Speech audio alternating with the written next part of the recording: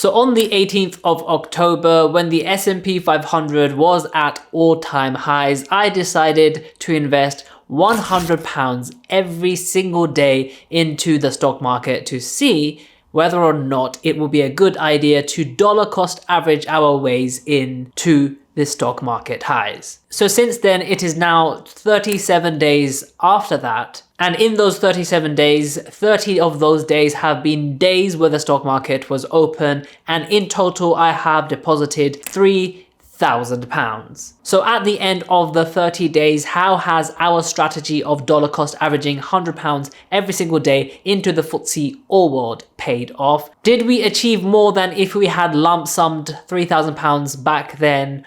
Or has our dollar cost averaging actually paid off? So as you can see, since the 18th of October, the S&P 500 was up by 1.78%. However, in the same time frame, the Vanguard FTSE All World is up by 3.72%. So I've been investing £100 every single day into this fund here, the Invesco FTSE All World, which is an accumulating fund. I could have gone easily with the Vanguard option, but I think that they are both extremely similar and you should do your own research, but there isn't really much in between them. Now, since the 18th of October, the Invesco FTSE All World is up by a massive 3.83%, which is slightly more than the Vanguard FTSE All World. But again, here we are just splitting hairs. This would also mean in that same 37-day period, the FTSE All World comes on top when comparing the two indexes side by side. So of course, the platform that I used was Trading 212. And if you would like to sign up to Trading 212 and receive a free fractional share worth up to £100, you can click the link in the description down below. Alternatively, if you've signed up to Trading 212 in the past 10 days and haven't received a free share, all you have to do is to click the three horizontal line menu over here, scroll all the way down until you see the use promo code section. And in this section, enter the code JUBAIR.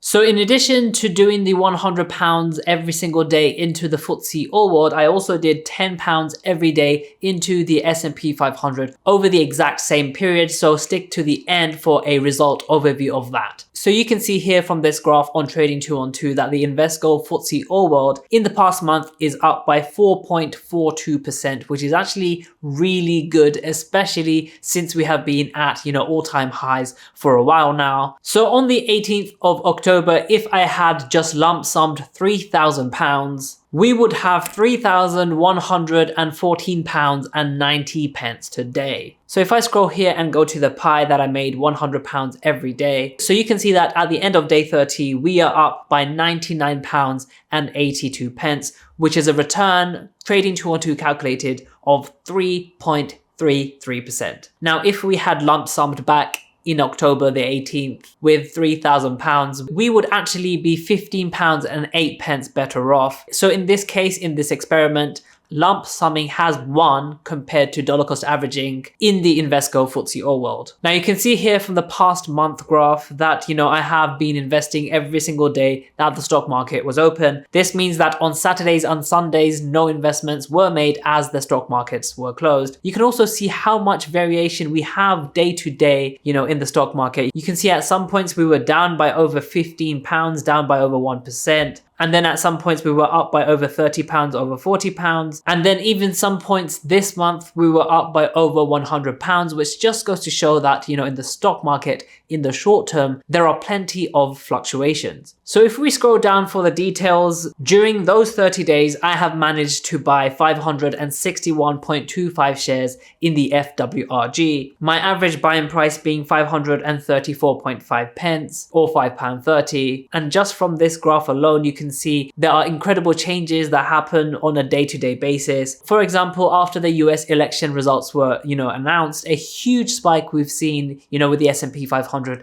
and the FTSE All World. So over any period, there is always a question, should I lump sum or dollar cost average? But as long-term investors, we would assume that the stock market, in any meaningful period of time does trend upwards, although, past performance is no indication for future results. So personally, I would always go for lump sum investing. And yes, oftentimes when we lump, we could be lumping at the, the high at the time. But what's going to happen happen, in the future is that highs are usually always broken with newer highs, and the cycle repeats. But when you're new to investing and you invest and then see your portfolio down by 3, 4, 5% in a matter of weeks, it could actually really hurt. But this experiment has shown that, dollar cost averaging doesn't necessarily always protect you against the fluctuations of the market, even when you are investing at all-time record highs. So this is a few days after the experiment. I'm having to re-record all of this because I don't know what happened to the footage, but anyway, I've got a few screenshots that I'm going to go through. So basically, if I had lump summed, £300 on the 18th of October, I would have been up by 1.73%, and I would have been left with £305 and 19 pence. But instead, as you can see from this screenshot, I was left with £313 and 47 pence, which was, a significantly higher return than if I had lump summed on the 18th of October. As you can see, a return of around 4.48%.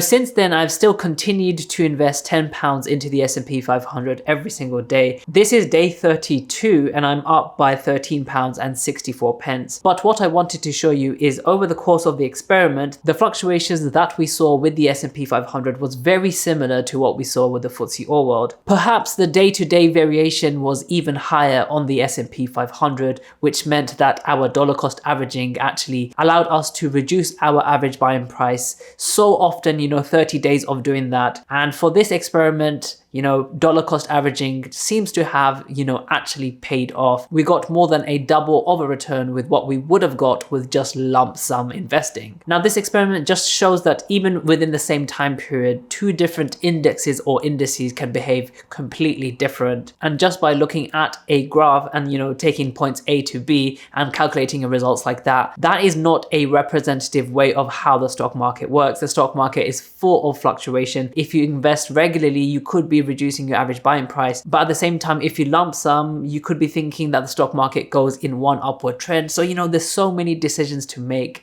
and if anything, this experiment has shown that one or the other, you're never going to have a tactic, you're never going to have a strategy for the stock market that will allow you to beat the market. Reflecting back onto this experiment, we could have put £3,000 into this fund here and we would have been up by £134 and 50 pence. So it's a very comparable experiment between, where would be the better option? Would it be the S&P 500 or the FTSE All World? If you just look at charts, you can see that, the S&P 500 pretty much always beats the FTSE All World. But you can see in a smaller time period, it might not be the same. Fluctuations within the stock market cause all sorts of differences in people's portfolios. And dollar cost averaging every day might not be the best strategy, but it could also be a good strategy depending on what your luck is essentially. So make sure to check out some of my other videos and I'll see you in the next video.